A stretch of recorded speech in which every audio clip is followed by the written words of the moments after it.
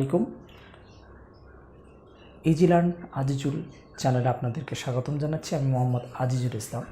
আমরা এসএসসির পদার্থবিজ্ঞানের তরঙ্গ ও শব্দ এই অধ্যায়টা মোটামুটি থিওরিক্যাল এবং ম্যাথমেটিক্যাল টার্মস এর সূত্র এবং সূত্র থেকে অঙ্কগুলো কিভাবে করতে হবে এটা আমরা টোটাল 3টা পার্টের মাধ্যমে আমরা বর্ণনা করেছি। আজকে আমরা সরাসরি তোমাদের জন্য কয়েকটি অঙ্ক নিয়ে এসেছি, যে অঙ্কগুলো করার মাধ্যমে অর্থাৎ এগুলো আমরা কিভাবে আমাদের এই টেকনিকগুলোকে ব্যবহার করব সেটা নিয়ে আজকে আলোচনা হবে। চলো আমরা আলোচনায় চলে যাই। তোমরা এখানে দেখতে পাচ্ছ একটা অঙ্ক রয়েছে, একটা তরঙ্গের ছবি দেওয়া আছে। এই তরঙ্গের ছবিটা চিত্রে পানিতে সৃষ্ট একটি তরঙ্গ দেখানো হয়েছে। বায়ু ও পানিতে শব্দ তরঙ্গ দুটির দ্রুতি, মানে চিত্রে পানিতে সৃষ্ট একটি তরঙ্গ দেওয়া আছে। এই তরঙ্গটা আসলে পানিতে সৃষ্টি হয়েছে। বায়ু ও পানিতে শব্দ তরঙ্গের দ্রুতি 332 হলো বায়ুতে এবং 1452.5 হলো পানিতে। প্রদর্শিত তরঙ্গের আলোকে বাতাসে শব্দ তরঙ্গের দৈর্ঘ্য নির্ণয় করো। এরপরে বলছে, মানে সেখানে দৈর্ঘ্যটা, তরঙ্গ দৈর্ঘ্যটা নির্ণয় করতে বলেছে। কোনো কুয়ার গভীরতা বাতাসে শব্দ তরঙ্গের দৈর্ঘ্যর সমান হলে ওই কুয়ায় প্রতিধ্বনি শোনার সময় কত হবে, গাণিতিক বিশ্লেষণ দাও। এখন আমাদের এখানে এখানে একটা অপশন আমরা লিখিনি, সেটা হলো F = 60 হার্টজ। হ্যাঁ, এখন দেখো ঠিক এটা একটা তরঙ্গ। আমি বলেছি তরঙ্গ, শব্দ এক প্রকার তরঙ্গ। আসলে এই তরঙ্গটাই শব্দ তরঙ্গ। এখন আমি তোমাদের বলেছিলাম যে যদি শব্দের নিজস্ব বৈশিষ্ট্য হলো এফ, এবং সেটা কোন মাধ্যমে হয় সেটা কোনো ভেরি করবে না। সেটা যদি পানি মাধ্যমে হয় তাও সেটার কম্পাঙ্ক যা থাকবে, সেটা যদি বায়ু মাধ্যমে হয় তাও সেটার কম্পাঙ্ক তাই থাকবে। এখন আসো দেখো, আমার অলরেডি বায়ু মাধ্যমের কম্পাঙ্ক দেওয়া আছে এবং পানি মাধ্যমের কম্পাঙ্ক দেওয়া আছে। আমরা যদি গ নাম্বার প্রশ্নে যাই, প্রদর্শিত তরঙ্গের আলোকে বাতাসে শব্দ তরঙ্গের দৈর্ঘ্য নির্ণয় করো। তাহলে তুমি দেখো যে আমাকে বের করতে বলছে দৈর্ঘ্য নির্ণয়। কি দৈর্ঘ্য নির্ণয়? তরঙ্গের দৈর্ঘ্য নির্ণয়। কার? বাতাসে। তাহলে আমাদেরকে বের করতে বলছে তরঙ্গ দৈর্ঘ্য ল্যামডা, তরঙ্গ দৈর্ঘ্য ল্যামডা এবং ল্যামডা এ দিলাম মানে এয়ারের কারণে। এখন তোমরা নিশ্চয়ই জানো যে তরঙ্গ দৈর্ঘ্য, আমাদের এই অধ্যায়ে তরঙ্গ দৈর্ঘ্যের সূত্র কয়টা আছে? তরঙ্গ দৈর্ঘ্যের সূত্র রয়েছে, দেখো V = F ল্যামডা, আরটা রয়েছে ল্যামডা = S/n। হ্যাঁ, এখন আমি যদি ল্যামডা বের করতে চাই, যে এই ল্যামডাটা বের করব, তখন আমাকে মান লাগতেছে ভি এবং এফ এর। কিন্তু আমি এই সূত্র দিয়ে যদি ল্যামডাটা মানটা বের করতে চাই, আমার লাগতেছে এস এবং এন এর।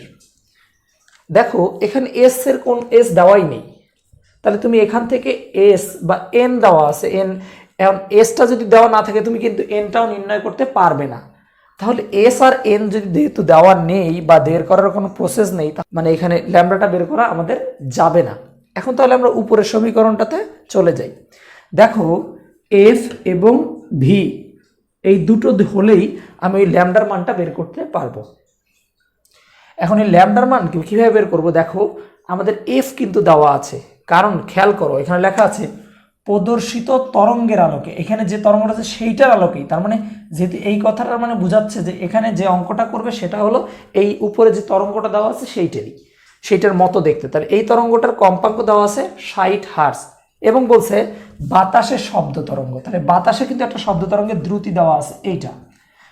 তাহলে আমি দেখো অলরেডি ভি এর মান পেয়ে যাচ্ছি 332 এবং এফ এর মান পেয়ে যাচ্ছি আমরা 60, তাহলে অঙ্ক আর আমার দ্বিতীয় কোনো স্টেপে যেতে হবে না। তাহলে আমি অঙ্কটা করে ফেলি। অঙ্কটা করতে গিয়ে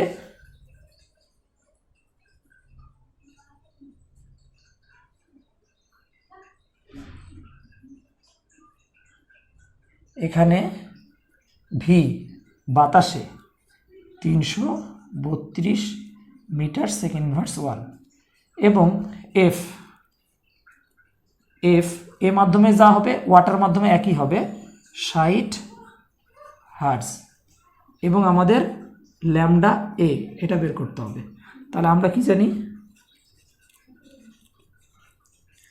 আমরা জানি V A is equal to f lambda এ, বা ল্যামডা এ সমান কি আসবে, ভি এ বাই এফ, অর্থাৎ ল্যামডাটা এখানে রাখলে এফটা এই পাশে পাঠিয়ে দিলে উপরে ভি এ থাকবে, নিচে এফ থাকবে। এই সমীকরণ নিয়ে আমি একটা তোমাদেরকে অবশ্যই ভিডিও দিব। এই সমীকরণ নিয়ে, সমীকরণের কোনো একটা বের করতে গেলে আমাকে কিভাবে খুব সহজে একটা ট্রিক্স তৈরি করা যায়, আমি এই নিয়ে একটা ভিডিও করব। তোমরা অবশ্যই ভিডিওটা দেখবে এবং তোমাদের ভালো লাগবে আশা করি। এরপরে সমীকরণের সকল ঝামেলা তোমাদের থাকবে না। বা ল্যামডা এ ভি এ হলো 332 আর এফ হলো 60। মোটামুটি আমরা এখন অ্যান্সারটা বের করতে পারবো। 332 ভাগ 60 ইকুয়াল 5.53। অতএব 5.53 মিটার। এটা আসলে আমাদের ঘ নাম্বারের অ্যান্সার। এবার খেয়াল করো, কোনো কুয়ার গভীরতা বাতাসে শব্দ তরঙ্গের দৈর্ঘ্যের সমান হলে, এই দেখো বাতাসে শব্দ তরঙ্গ দৈর্ঘ্যের সমান, এই দৈর্ঘ্যটা কত? দেখো গ নম্বরে আমরা কিন্তু তরঙ্গ দৈর্ঘ্য পেয়েছি, এইটার সমান কি কুয়ার গভীরতা, তাহলে কুয়ার গভীরতার কিন্তু এইটা হলে ওই কুয়ায় প্রতিধ্বনি শোনার সময় কত হবে গাণিতিক বিশ্লেষণ করো। যখনই তোমাদের কাছে প্রতিধ্বনি আসবে তখন তোমরা জানো তোমাদের এই সূত্রটা ব্যবহার করতে হবে, d is equal to v t by 2। এখন আমাদের এখানে বের করতে বলছে প্রতিধ্বনি শোনার সময় কত হবে, অর্থাৎ আমাদেরকে বের করতে বলছে টি। যদি টি বের করতে চাই আমাদের ডি লাগতেছে এবং ভি লাগতেছে। দেখো ডি এবং ভি লাগতেছে। এখন কুয়ায় কি রয়েছে, কুয়ায় তো অবশ্যই কি রয়েছে, পানি রয়েছে। তো কুয়াটা পানি দিয়ে যদি ভর্তি থাকে, এখানে ভর্তি বই বলে নেই যেহেতু, তারপর তো আমাদের ভর্তি ধরে নিতে হবে, কারণ কুয়ার মধ্যে সমস্তটাই পানি আছে। যদি সমস্তটা পানি থাকে, এখানে আমি যে বেগটা ধরবো এই বেগটা হলো পানির বেগ, তাহলে পানির বেগটা বসাবো এবং এখানে ডি হলো দূরত্ব, এই যে কুয়ার যে গভীরতাটা রয়েছে এই গভীরতাটাই হলো, এই যে গভীরতাটাই হলো কি দূরত্ব, অর্থাৎ তুমি এখানে শব্দ করতেছো এইটা হলো প্রতিফলক, তাহলে এখান থেকে এইটার দূরত্বটা ডি ধরেছি। আর এই ডি দূরত্বটা বলে দিয়েছে কোনো কুয়ার গভীরতা বাতাসের শব্দ তরঙ্গের দৈর্ঘ্যের সমান, তাহলে বাতাসের শব্দ তরঙ্গ যত ছিল 5.53 মিটার, কুয়ার গভীরতাটা তত ছিল, এবং সেক্ষেত্রে প্রতিধ্বনি শোনার সময়টা কত হবে আমরা একটু বের করে ফেলি।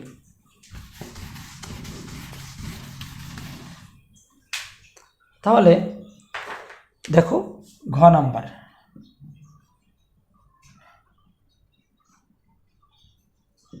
এখানে কুয়ার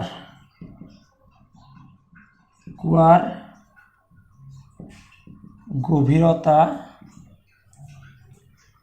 টি ধরে নিলাম 5.53 মিটার।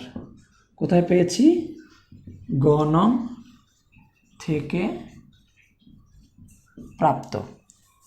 এরপরে পানিতে শব্দের বেগ, পানিতে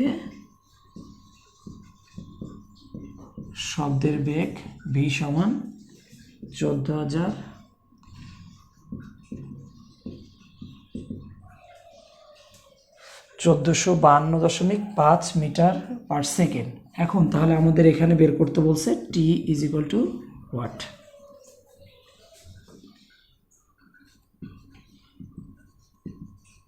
আমরা জানি d is equal to v t by 2 বা ডি এখানে আমাদের মান বের করতে বলছে টি এর, তাহলে টি ইজ ইকুয়াল টু আসবে এই 2টা ভাগ অবস্থা আছে এই পাশে আসলে গুণ, তাহলে 2d এবং টি এর সাথে যেটা আছে এটা ভাগ অবস্থায় চলে যাবে, এই তো। তাহলে বা টি ইজ ইকুয়াল টু 2 ইন্টু এইটার দৈর্ঘ্যটা কত পেয়েছি 5.53 এবং ভি এর দৈর্ঘ্যটা কত পেয়েছি 14 52 5। হ্যাঁ, এখন এটাকে আমরা যদি ভাগ করে ফেলি যে 5.33 গুণন 2 ভাগ 14 52.5, এটা আসতেছে অতএব t is equal to 7.33 into 10⁻³ second. আসলে এটা 0.1 সেকেন্ডেরও অনেক কম। এটা আসলে কতটুক থাকবে, এটা আসলে বোঝায় 0.0073 সেকেন্ড। দেখো এটা কিন্তু আসলে 0.1 সেকেন্ডের চেয়েও ছোট, এই কারণে প্রতিধ্বনি শোনা সম্ভব নয়। যদি এই ডি এর মানটা অনেক বড় হতো তাহলে প্রতিধ্বনি শোনা সম্ভব ছিল। মোটামুটি আমরা অঙ্কটা শেষ করতে পারলাম। এখন আমরা আরেকটা অঙ্ক করব। আমরা আরেকটা অঙ্ক দেখব। এই অঙ্কটাতে দেওয়া আছে 2301 মিটার দূরে থাকা একটি পাহাড়ের পাদদেশ থেকে বাবুল তার বন্দুক দিয়ে একটি গুলি করে পাহাড়ের দিকে দৌড় শুরু করলো। গুলি ছোড়ার 13 সেকেন্ড পরে সে উহার প্রতিধ্বনি শুনতে পেল। ওই দিন বাতাসের তাপমাত্রা ছিল 25 ডিগ্রি সেলসিয়াস। ওই সময় বায়ুতে শব্দের গতিবেগ কত ছিল? বাবলুর গতিবেগ নির্ণয়ের গাণিতিক বিশ্লেষণ দাও। আসলে আমরা উদ্দীপকটা আগে বুঝি। উদ্দীপকটা হলো এইখানে একটা পাহাড়, বাবলু এখান থেকে মনে করো উপরের দিকে গুলি করেছে। বাবলুর দূরত্ব এখান থেকে পাহাড়ের দূরত্ব পাদদেশ থেকে তার দূরত্ব দেওয়া আছে 2301 মিটার। তাহলে এটা 2301 মিটার। এরপরে কি বলছে যে বাবলু গুলি করার পরে সে কিন্তু এই দিকে দৌড় শুরু করলো। দৌড় শুরু করার পর ধরে নাও যে এখানে গিয়ে সে প্রতিধ্বনি শুনেছে এবং এখান থেকে এখানে যেতে তার সময় লেগেছে কত সেকেন্ড? 13 সেকেন্ড। অর্থাৎ সে 13 সেকেন্ড পরে প্রতিধ্বনিটা শুনতে পেয়েছে। তার মানে সে যখন শব্দ করেছিল সেও এই দিক দিয়ে দৌড় শুরু করেছে, শব্দও এই দিকে দৌড় শুরু করেছে, কিন্তু শব্দের দৌড়টা বেগটা বেশি থাকার কারণে শব্দ কিন্তু আগে চলে যাবে, পাহাড়ে গিয়ে আঘাত লেগে তারপরে আবার এই রাস্তাটাতে ফিরে আসবে। আচ্ছা, তাহলে আমি প্রথমে বুঝতেছি এই যে মোটা কালি করা দাগটা হলো ব্যক্তি যতটুকু গিয়েছে, আর এই চিকুন কালি করা দাগটা হলো বাতাস কতটুকু গিয়েছে। আচ্ছা, আর এই যে নিচে এখান থেকে এই পর্যন্ত দূরত্বটা হলো 2301 মিটার, অর্থাৎ ব্যক্তির কাছ থেকে পাহাড়ের দূরত্ব। মোটামুটি উদ্দীপক আমরা বুঝে ফেললাম। ওই সময় বায়ুতে শব্দের গতিবেগ কত? বেগ বের করতে বলছে। দেখো ভি এর একটাই সূত্র আছে, v is equal to f lambda, অথবা এই অধ্যায়ে v is equal to s by t. যেহেতু সময়ের এখানে কোনো উল্লেখ, একটা 13 সেকেন্ড পরে সময় উল্লেখ আছে, কিন্তু সে এস দূরত্ব না, সে কিন্তু দুটো জায়গা গিয়েছে এই যে। তাহলে আমি এই সূত্রটাকে ব্যবহার করার চেষ্টা করব না, আমরা ব্যবহার করব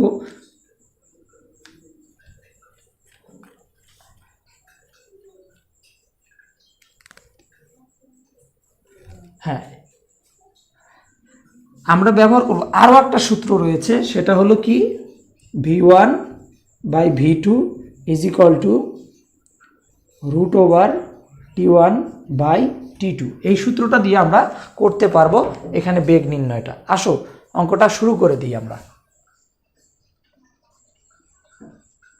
সমাধান দেখো এখানে কি কি দেওয়া আছে। এখানে v1 আমরা তোমরা জানো যেটা একটা নির্দিষ্ট তাপমাত্রা, সেটা হলো 0 ডিগ্রি সেলসিয়াস, যেটাকে আমরা বলতে পারি 273 কেলভিন। এটা হলো T1 এবং এই T1 এর সময় V1 থাকে 330 মিটার সেকেন্ড ইনভার্স 1। এরপরে T2 আমার এখানে দেওয়া আছে 25 ডিগ্রি সেলসিয়াস। তাহলে 25 ডিগ্রি সেলসিয়াসকে আমি যদি তাপমাত্রায় প্রকাশ করি তাহলে 200 মানে কেলভিনে প্রকাশ করি 273 এর সাথে 225 মানে শুধু 25 যোগ করলে আমাদের আসে 298 কেলভিন। এবার আমরা বের করব V2। তাহলে V2টা হলো, যেহেতু আমাদের T2 হলো পরিবেশের তাপমাত্রা, তাহলে V2 হবে পরিবেশের তাপমাত্রায় মানে ওই সময় বায়ুতে শব্দের গতিবেগ। এখন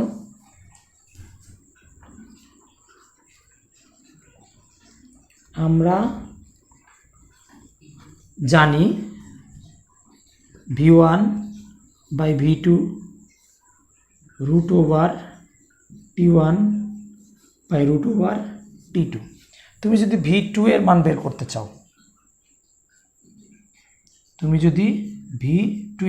করতে চাও, সেক্ষেত্রে তোমার V2 এর মান বের করতে গেলে কি করতে হবে দেখো, তখন আসবে V1 রুট ওভার T2 ভাগ T1, এইটা আসবে।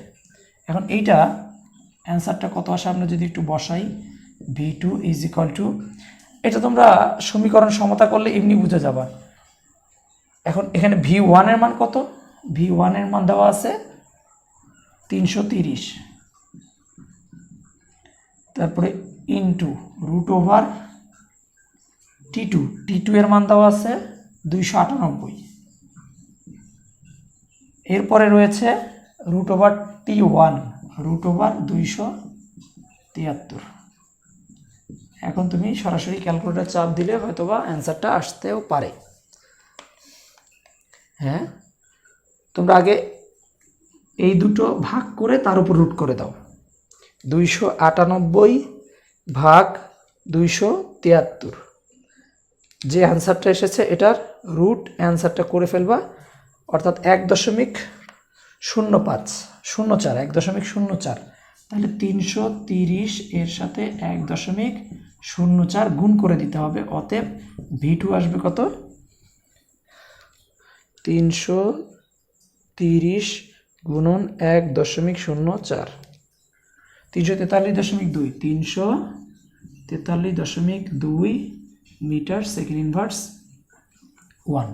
তাহলে আমাদের এই যে এইটা আমাদের কি ওই সময় বায়ুতে শব্দের গতিবেগ চলে আসলো। এখন এর পরের অঙ্কটা কিন্তু আসলে খুবই কঠিন মনে হয়, কিন্তু আসলে খুবই সহজ। দেখো, আমি তোমাদের হয়তোবা এইটা এই পার্টের তৃতীয় পার্টে যেটা রয়েছে, তরঙ্গ শব্দের যে তৃতীয় পার্টটা রয়েছে, সেই তৃতীয় পার্টে আমি তোমাদেরকে দেখিয়েছিলাম যে দেখো এইখানে তুমি যদি একটু তাকাও তাহলেই খেয়াল করো, ঠিক এই বিন্দু থেকে শব্দটা যখন চলা শুরু করলো, সে এখান থেকে যখন এই দূরত্ব গিয়ে যাওয়া শেষ করলো, তাহলে এইটা হলো প্রতিফলকের দূরত্ব। তার মানে সে কিন্তু ডি দূরত্ব গেল, সে ডি দূরত্ব গেছে। অর্থাৎ ধরে নিচ্ছি আমি যে এইটা হলো শব্দের অতিক্রান্ত দূরত্ব। শব্দ এখান থেকে এই পর্যন্ত গেছে, গিয়ে থেমে থাকেনি, সে আরও একটু দূরত্ব গিয়েছে। সে আরও একটু দূরত্ব ধরে নিলাম আমি এক্স, তার মানে ডি প্লাস এক্স, এটা হলো শব্দের অতিক্রান্ত দূরত্ব। এবার বস্তুটার অতিক্রান্ত দূরত্ব কত, অর্থাৎ ওই বন্দুকধারী বাবলু সে এখান থেকে এখানে গিয়েছে, ধরে নিলাম এটা ওয়াই, তাহলে তার হলো ওয়াই। এখন যদি আমি টোটালি তোমাদেরকে বলি যে এই যে এক্স আর ওয়াই, খেয়াল করো এইখান থেকে এই পর্যন্ত হলো ওয়াই আর এখান থেকে এই পর্যন্ত হলো এক্স, তাহলে এক্স এবং ওয়াই এই দুটোকে যদি আমি যোগ করি তাহলে কিন্তু আমার ওই আবার এখান থেকে এই দূরত্বটা চলে আসবে। হ্যাঁ, এক্স প্লাস ওয়াই। আমি যদি এখন এই দুটোকে একত্রে যোগ করার চেষ্টা করি, অর্থাৎ দেখো যোগ করতে গেলে কি আসবে, S1 প্লাস S2 টি প্লাস এক্স প্লাস ওয়াই। দেখো তো এক্স প্লাস ওয়াই, তাহলে এক্স প্লাস ওয়াই এই অংশটুকু কি হয়ে যাচ্ছে, 2 তো এখানে আসবে না, S1 প্লাস S2 ডি, এটাও হয়ে যাচ্ছে ডি। S2 সমান সমান 2D। তাহলে আমরা এই প্রশ্ন মতে কিন্তু আমরা এইটা পাচ্ছি। তা আমাদেরকে ধরে নিতে হবে বায়ু শব্দ অতিক্রম করতেছে S1 দূরত্ব এবং ব্যক্তি অতিক্রম করতেছে S2 দূরত্ব, এবং দুজন মিলে 2D দূরত্ব অতিক্রম করবে। আচ্ছা, এখন তাহলে এই সূত্রটা আমি এখানেই ব্যবহার করতে পারি। এই সূত্রটা যদি ব্যবহার করি আমার কি কি লাগবে একটু খেয়াল করেছো? দেখো, আমরা মনে করি ধরি কত সেকেন্ড পর, 13 সেকেন্ড পর শব্দের অতিক্রান্ত দূরত্ব S1, আবার কি 13 সেকেন্ড পর বাবলুর অতিক্রান্ত দূরত্ব S2। এখন শব্দের বেগ কত আসছে? আমরা শব্দের বেগ বের করেছিলাম 343.2। শব্দের বেগটা ছিল 300, মানে এটা ছিল V1, 343.2 মিটার সেকেন্ড ইনভার্স 1। এখন বাবলুর বেগ কত ছিল? বাবলুর বেগ জানি না, এটাই বের করতে হবে। আর সময় t = 13 সেকেন্ড। তাহলে প্রশ্ন মতে এই যে শব্দের অতিক্রান্ত দূরত্ব এবং ব্যক্তির অতিক্রান্ত দূরত্ব, এটা হয়ে যাবে 2 × ওই যে আমাদের যে পাহাড়ের দূরত্বটা রয়েছে সেইটার সমান, অর্থাৎ কত? 2301। বা এখানে S1 এর পরিবর্তে আমি লিখতে পারি V1t, এবং S2 এর পরিবর্তে কি লিখতে পারি? V2t। তাহলে এখানে কত আসতেছে? 4602। বা t = V1 + V2 4602। এখন t এর মানটা কত পেয়েছি আমরা? 13। তাহলে V1 + V2 4602। তাহলে এখানে আমরা বা দিয়ে যদি লিখি, তাহলে এই যে V1 + V2 এই 13টা এটার সাথে ভাগ হয়ে যাবে, 4602 ভাগ 13, 4602 ভাগ 13, 354।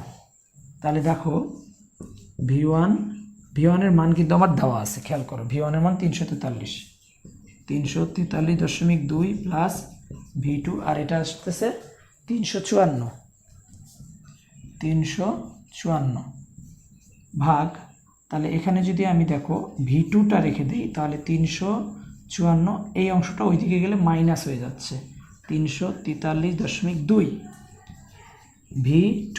এখন এইটা থেকে আমাকে এইটাকে মাইনাস করতে হবে, মাইনাস 343.2, হ্যাঁ 10.8 মিটার পার সেকেন্ড। অর্থাৎ বাবলুর গতিবেগ ছিল 10.8 মিটার পার সেকেন্ড।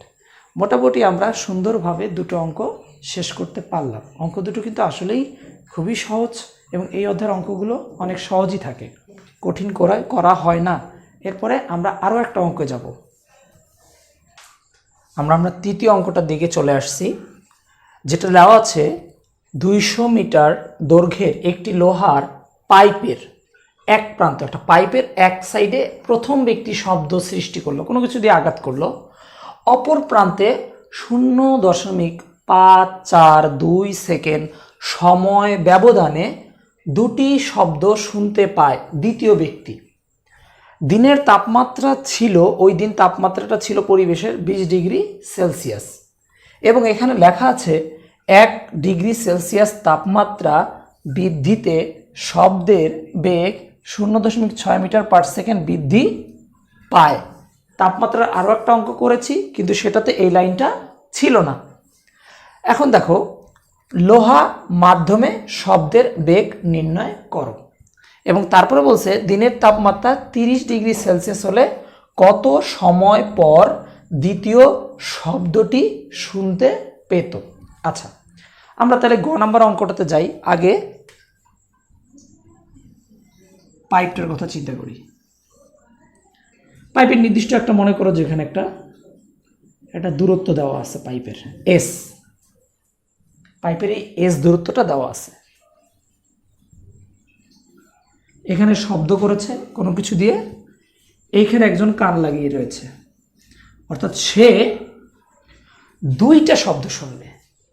এখন সে দুটা শব্দ শুনবে, একটা শব্দ শুনতে তার কিছুক্ষণ সময় লাগবে, আর একটা শব্দ শুনতে তার আরেকটু বেশি সময় লাগবে। তার মানে সে দুটো শব্দ শুনবে, দুটো শব্দ। এখন তুমি বলো তো সে কোন শব্দ, এখন তুমি বলো তো সে কোন শব্দটা আগে শুনবে? হ্যাঁ, আমরা জানি যে কঠিন মাধ্যমের শব্দের বেগটা বেশি থাকে বায়ু মাধ্যমের তুলনায়।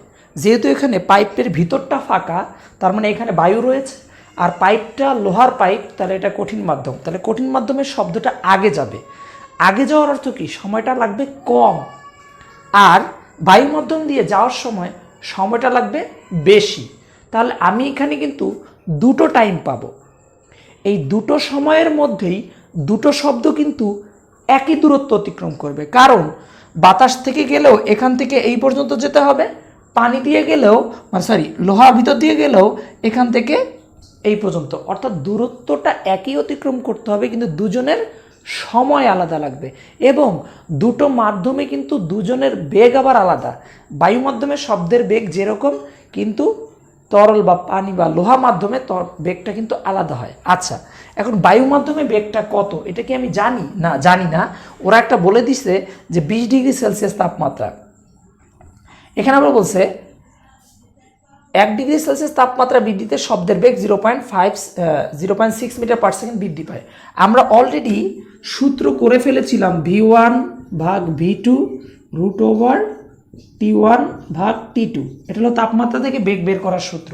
কিন্তু তোমাদের আগের বইয়ে যে সূত্রটা রয়েছে সেটা হলো v theta is equal two v not plus theta into 0.6, অর্থাৎ এই ভি থিটাটা হলো 0 ডিগ্রি সেলসিয়াস তাপমাত্রায় শব্দের বেগ, আর থিটাটা হলো কত ডিগ্রি সেলসিয়াস তাপমাত্রা বৃদ্ধি হয়েছে, এবং 0.6 হলো প্রতি ডিগ্রি বৃদ্ধির জন্য কতটুকু বেগ বাড়ে। এখানে কিন্তু এটা দিয়ে দিয়েছে। যদি এই লাইনটা দেওয়া থাকে তাহলে তোমরা এই সূত্রটা ব্যবহার করবে, আর যদি লাইনটা দেওয়া না থাকে তাহলে তোমরা এই সূত্রটা ব্যবহার করবে। স্বাভাবিকভাবে আসলে দুটোই কিন্তু এখন পর্যন্ত স্বীকৃত, কিন্তু তোমাদের বইয়ে যেহেতু আপডেট করা হয়েছে এইটা, তাহলে তোমরা অবশ্যই আপডেটটাই দেওয়ার চেষ্টা করবে। আর যদি এরকম কোনো লাইন উল্লেখ করা থাকে তখন সেক্ষেত্রে এইটা করলেই হবে, কারণ এটা ঐকিক নিয়ম অনুযায়ী হয়ে যায়। 1 ডিগ্রির জন্য এত বাড়ছে, 2 ডিগ্রির জন্য এত বাড়বে, 3 ডিগ্রির জন্য এত বাড়বে, 20 ডিগ্রির জন্য কত বাড়বে। যত বাড়বে সেটার সাথে ওই যে 0 ডিগ্রি সেলসিয়াস তাপমাত্রার বেগটা 330 মিটার পার সেকেন্ড অ্যাড করতে হবে। তাহলে আমরা এখানে একটু কনফার্ম দেখি। এই যে তোমার অঙ্কটার মূলত মেইন লাইনটা হলো এই যে এইটা, সময়ের ব্যবধান। দেখো, সময়ের ব্যবধান যদি বায়ুতে যেতে লাগতেছে t1 আর কঠিনে যেতে লাগতেছে t2, কোনটা বড় বলো তো? অবশ্যই বায়ু মাধ্যমের সময়টা বেশি লাগতেছে, আর লোহা মাধ্যমের সময়টা কম লাগতেছে। তাহলে এই বড়টা থেকে ছোটটা যখন মাইনাস করব তখন আমার একটা ধনাত্মক ফলাফল আসবে, এবং সেই ফলাফলটা হবে 0.542 সেকেন্ড। আচ্ছা, টি আমরা কিভাবে বের করতে পারি? দেখো, v is equal to s by, যদি টি হয় t is equal to s by v হবে। তার মানে টি এর জায়গায় আমার এস এবং ভি নির্ণয় করলে মানে বসাতে পারি, এস এবং ভিটা বসাতে পারি। তুমি দেখো, এস কিন্তু দুটোর বেলায় সেম, কিন্তু ভি হলো একটা শব্দের বেগ নিতে হবে, একটা ওই যে বায়ুতে বেগ নিতে হবে, একটা লোহাতে নিতে হবে। তাহলে প্রথমে আমাকে বায়ুর বেগটা কিন্তু বের করে নিতে হবে, কারণ বায়ুর বেগটা আমি জানি না। তাহলে আমাকে এই স্টেপটা আগে করতে হবে, তারপরে এই স্টেপটাতে যেতে হবে। আসো তাহলে বায়ুর বেগটাই আগে বের করে নিই।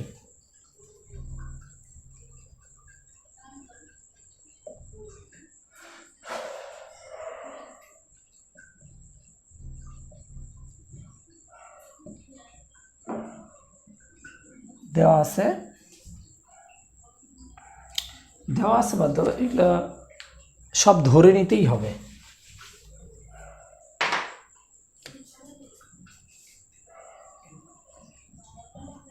ধরি পাইপের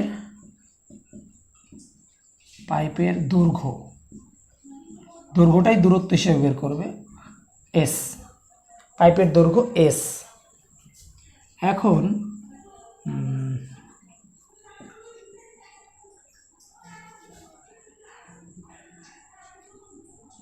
বায়ুতে শব্দের প্রয়োজনীয়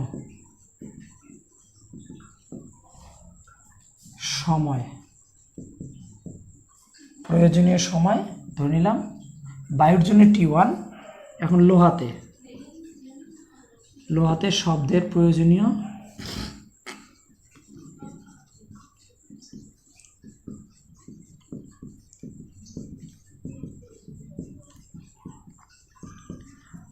সময় T2। আচ্ছা, এই যে বায়ুতে শব্দের বেগ v1, লোহাতে শব্দের বেগ v2, আর বায়ুর তাপমাত্রা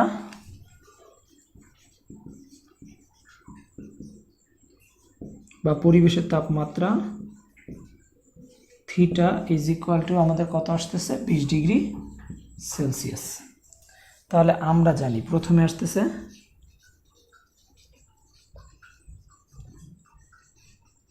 আমরা জানি ভি, আমরা বায়ুটা বের করব, তাহলে v1 is equal two v0 plus theta into 0.6, তাহলে 330, থিটা হলো 20, তার সাথে 0.6, 330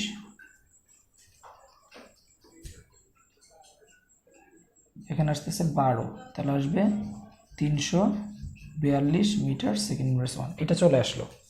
এখন এটা আসার পরে আমি যদি এখন প্রশ্ন মতে লিখি, প্রশ্ন মতে এইটা কিন্তু এই যে এটা, অর্থাৎ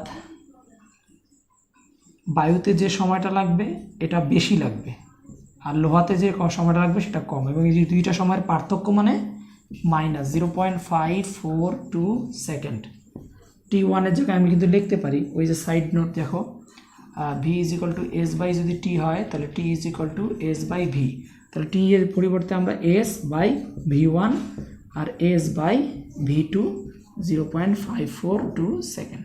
আচ্ছা, এখন দেখো এখানে এস, পাইপের দৈর্ঘ্যটা কিন্তু দেওয়া আছে, তার মানে এস এর মানটা দেওয়া আছে, আমরা v1 এর মানও এখান থেকে পেয়ে গেছি, তাহলে ভি এর মানটা সুন্দর করে পাবো আমরা। এখানে আমরা যদি এস কমন নিই তাহলে আমরা পাচ্ছি 1/v1 মাইনাস 1/v2 0.542 সেকেন্ড। এটা একটু মুছে দিই তাহলে তোমাদের বুঝতে সুবিধা হবে। দেখো এখানে এস হলো 200 মিটার, আর এখানে যদি আমি এখানে দেখি একটু মান বসাই, v1 এর মান কত বসাবো 342, হ্যাঁ, মাইনাস 1/v2 0.542, তো 200 যখন ওটাকে ভাগ করে দেবো, এটা যে গুণ আছে ওই পাশে গেলে কী হবে, ভাগ হবে, 342 মাইনাস 1/v2, তাহলে এখানে আসতেছে কি আমাদের 0.542, তাকে আমরা 200 দিয়ে ভাগ করব। দেখো 0.542 ভাগ 200, 2.71 10 to the power 3,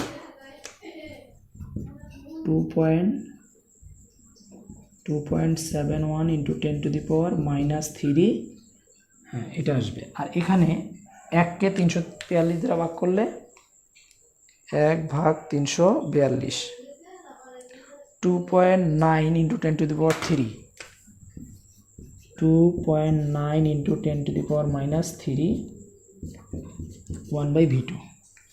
তাহলে আমরা যদি এখানে বা করার চেষ্টা করি, এটা মাইনাস রাখবো না, এটাকে প্লাস বানাবো, তাহলে এটাকে ওই পাশে নিয়ে যেতে হবে, আর ওই সংখ্যাটা এই পাশে হবে। এটা আসছে কিন্তু প্লাস অবস্থায়, এই পাশে আসলে হবে মাইনাস অবস্থায়। তাহলে এটা ওই পাশে গেলে কি হবে, এই যে 1 বাই v2 প্লাস অবস্থায় গেল, এবং এইটা যখন এই পাশে আসবে মাইনাস অবস্থায় থাকবে। তাহলে আমরা লিখবো 2.9 into 10 to the power minus 3 minus 2.71 into 10 to the power minus 3, এইটাই। এখন ওখানে আমি কি বিয়োগফলটা বসাবো, বিয়োগফল বসালে কি হবে,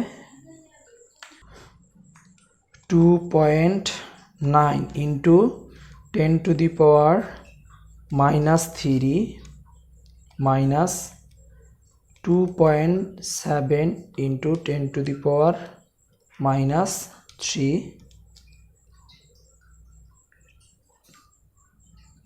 2 into 10 to the power minus 4। তাহলে আমাদের এটা অ্যান্সারটা আসতেছে 2 into 10 to the power minus 4। এটা হলো মিটার্স, এটা এখন টাকা লিখবো না, এটাকে যখন উল্টায় দেওয়া যাবে তাহলে v2 is equal to 1 by 2 into 10 to the power minus 4। অতএব v2 ইজ ইকুয়াল টু, এখন এটা যদি এটা উপরে উঠে যায় তাহলে কি আসবে 5 into 10 to the power 3, 5 into 10 to the power 3 metre second inverse 1, অর্থাৎ প্রায় 5000 মিটার পার সেকেন্ড বেগ থাকবে। কিসের বেগ? লোহা মাধ্যমের শব্দের বেগ আমাদের বের হয়ে গেল। মোটামুটি এইভাবেই অঙ্কটা আমরা করতে পারবো, গ নাম্বারটা। এবার আসো ঘ নাম্বারটা কি করব। দিনের তাপমাত্রা 30 ডিগ্রি সেলসিয়াস হলে কত সময় পর দ্বিতীয় শব্দটি শুনতে পারবো, মানে আবার কত সময়, অর্থাৎ দুইটা সময় বের করে আমরা কি করতে পারবো, এই সময় দুটো বের করার পরে আমরা মাইনাস করে দিলেই হয়ে যাবে। অর্থাৎ আমাদের এখানে এখন সময় বাড়ার পরে T1 বাতাস আর T2 হলো লোহা, এটার আমার কি বের করতে হবে, এইখানে যে ফলাফলটা আছে এটাই উত্তর। এখন T1 আর T2 যখন তুমি বের করতে যাবে তোমার দরকার কি, T1 যখন বের করবে তখন তোমার দরকার V1 R S by V1, আর এখানে এটা বের করতে গেলে কি T2 সমান সমান S বাই V2। এখন দেখো তুমি কিন্তু V1 জানো, V1 জানো, S1 কি আমরা জানতে পারি, দেখো এসটা কিন্তু আমরা জানি, এই দেখো এস জানি, তাহলে এস আমরা যদি V1 দ্বারা ভাগ করি শব্দের বেগ তাহলে এটা পাবো। এখন এটা যদি পেয়ে যাই, এই যে লোহা মাধ্যমের যে ব্যাপারটা রয়েছে, লোহা মাধ্যমে শব্দের বেগটাও কিন্তু আমরা পেয়েছি। এখানে দেখো যে এই যে এইটাতে এই লোহার বেগটা আসলে তাপমাত্রা বৃদ্ধির সাথে সাথে লোহার বেগটা অতটা পরিবর্তন হয় না, এই জন্য লোহার বেগ আমরা আগে যেটা পেয়েছি যে 5000, সেই 5000ই এখানে লিখতে পারবো, কোনো সমস্যা নেই। তাহলে আমার এই 5200 আর 5200 ব্যাস ভাগ, মানে এটা 5000 তো আসবে না, এখানে বের করতে হবে, বের করার পর যেটা আসবে এটা ভাগ করার পর T2 এবং T1 পাওয়া গেলে T2 আর T1 এর মানটা বসায় দিলেই আমরা কি কাঙ্ক্ষিত রেজাল্টটা পেয়ে যাব। তাহলে প্রথমে আমাদের কি বের করতে হবে একটু খেয়াল করো। প্রথমে আমাদের বের করতে হবে যে এই অঙ্কটা যদি আমি করি, এই অঙ্কটা করি তাহলে আমাদের কি এই S1 এর মান, S এর মানটা দেওয়া আছে 200, আর V2 এর মান গ নাম্বার থেকে পেয়েছি কত 5000, তাহলে আমাদের T2 কিন্তু কনফার্ম, T2 পেয়ে গেলাম। এখন T1 বের করতে গেলে তুমি খেয়াল করো, T1 বের করতে গেলে তুমি S জানো কিন্তু বাট V1 জানো না, আবার ওই V1টা বের করতে হবে। এবার সূত্র হবে V0 প্লাস থিটা ইন্টু 0.6, আগের বার এটা ছিল 20, এবার হয়ে গেছে 30, তাপমাত্রা 30 ডিগ্রি সেলসিয়াস পাচ্ছে। তার মানে প্রথম তুমি এই স্টেপটা করো, তারপর এটা করো, তারপর এটা করো, যখন দুইটা টি বের হয়ে যাবে মাইনাস করে দেবে, হয়ে যাবে। তাহলে ওই স্টেপটা যদি আমি দেই, এখানে কি কি আছে, এখানে আমাদের V1 what, V0 330 metre second inverse 1, theta এখানে 30 ডিগ্রি সেলসিয়াস থিটা, এবং আমাদের এখানে T2 জানি না বাট V2 জানি 5000 মিটার সেকেন্ড ইনভার্স 1। এটা হলো কি থেকে, গ নং থেকে। এরপরে আমাদের কি আছে, এস। এস সমান সমান কত, 200 মিটার। এরপরে T1 জানি না, V1 ওই যে V1 আমাদের বের করতে হবে, এবং এস তো আমরা জানি। ব্যাস আমাদের মোটামুটি হয়ে গেল। এখন আমরা যদি অঙ্ক করা শুরু করি, আমরা লিখতে পারি কি, আমরা জানি V1 is equal two V0 plus theta into 0.6। 330, theta হলো 30 ইন্টু 0.6, 330 18 348 মিটার সেকেন্ড ইনভার্স 1। তাহলে এটা আমাদের V1 চলে আসলো, তার মানে আমাদের এইটা শেষ। এখন আমরা যদি এই অঙ্কটা করি, তাহলে আবার আমরা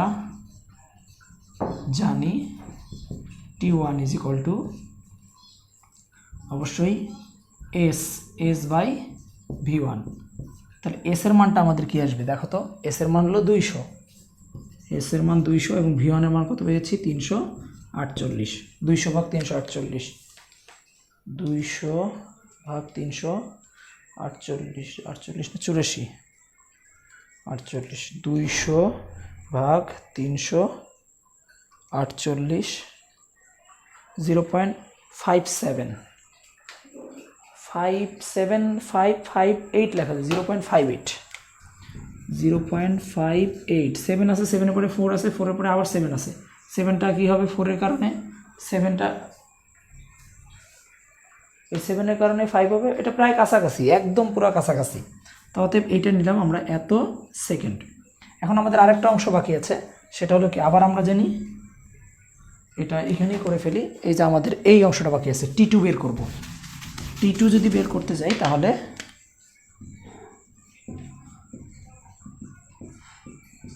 আমরা জানি T2 সমান S বাই V2।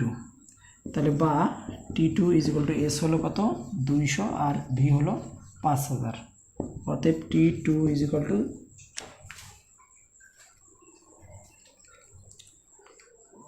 200 ভাগ 5000, 0.04 সেকেন্ড। তাহলে সময়ের ব্যবধান কত হবে, সময়ের ব্যবধান এই যে এই মানটা রয়েছে 0.58 মাইনাস 0.04,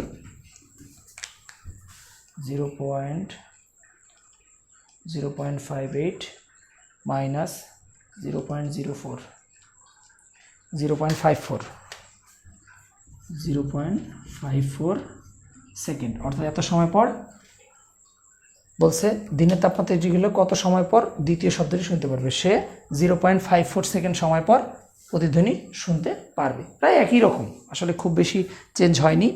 তাহলে মোটামুটি আমরা তিনটা অঙ্ক শেষ করলাম। তাহলে এই তিনটা অঙ্ক তোমাদের যে আটটা অঙ্ক দেওয়া হয়েছিল, যে 8টা অঙ্ক করলেই মোটামুটি এই অধ্যায় থেকে কমন থাকবে, সে 8টার মধ্যে থেকে এগুলো আসলে পারা সম্ভব আমরা মনে করি। তোমরা এগুলোই চেষ্টা করবে করার জন্য, এবং আরও যদি কোনো সমস্যা একান্তই থেকে থাকে সেটার জন্যে হয়তো বা আমরা আমাদের রিভিশন ক্লাসগুলো শেষ করে আবার নতুন করে আমরা বিশেষ কিছু অঙ্কের উপরে আমরা কিন্তু আবার নিব হয়তোবা ক্লাস। এগুলো অবশ্যই তোমাদের রিকোয়েস্টের উপর নেওয়া হবে। তোমাদের যদি কোনো অঙ্ক একান্ত সমস্যা থাকে, সেই বোর্ডের নাম এবং অঙ্ক নাম্বারটা তুমি আমার এই ভিডিওর কমেন্টস বক্সে লিখতে পারো। আর যদি তুমি হঠাৎ করে এই ক্লাসটাই করতেছো, এরকম যদি হয় যে তুমি প্রথম আমার এই ভিডিওটাই দেখতেছো, তাহলে অবশ্যই আমি বলবো যে তুমি আমার এই ভিডিওটা দেখার আগে এই অধ্যায়ের আরও 3টা পার্ট রয়েছে, এই 3টা পার্ট তুমি প্রথম part 1, part 2, part 3 series wise দেখবে। তাহলে কি পার্ট 1-এ যা শিখলে সেটা অনুযায়ী পার্ট 2টা তৈরি করা হয়েছে, পার্ট 2টা যেটা শিখেছো সেটা দেখে পার্ট 3টা তৈরি করা হয়েছে, আবার 3টা দেখে এবং 1, 2, 3 এই 3টা মিলিত করে আমরা পার্ট 4-এ চলে আসছি। পার্ট 4টা আসলে তোমাদের একটু প্র্যাকটিস, তোমরা যেটা অঙ্কটা করছো সেটা কি ঠিকঠাকভাবে হচ্ছে কিনা এইটাই জাস্ট। তা মোটামুটি আমরা অঙ্ক করতে পারলাম। অঙ্কগুলো নিয়ে টেনশন করার কিছু নেই, এগুলো খুব সহজ অঙ্ক এবং এই অঙ্কগুলো পরীক্ষায় খুব তাড়াতাড়ি এবং কম সময়ে দেওয়া সম্ভব হয়, খুব জটিল বিষয় না। তোমরা এই অধ্যায়টা খুব ভালো করে দেখবে, এখান থেকে একটা প্রশ্ন আসার সম্ভাবনা রয়েছে। এই বলে আজকে আমি বিদায় নিচ্ছি, এবং যারা নতুন আছো তারা আমার চ্যানেলটা যদি ভালো লেগে থাকে তাহলে তোমরা সাবস্ক্রাইব করো, যাতে করে আমি কোনো ধরনের ভিডিও আপলোড করার সাথে সাথে তুমি যেন সেটা মিস না করো এবং সেটা যেন দেখে তুমি উপকৃত হতে পারো। এই বলে আমি বিদায় নিচ্ছি। আসসালামু আলাইকুম ওয়া রাহমাতুল্লাহি ওয়া বারাকাতুহু।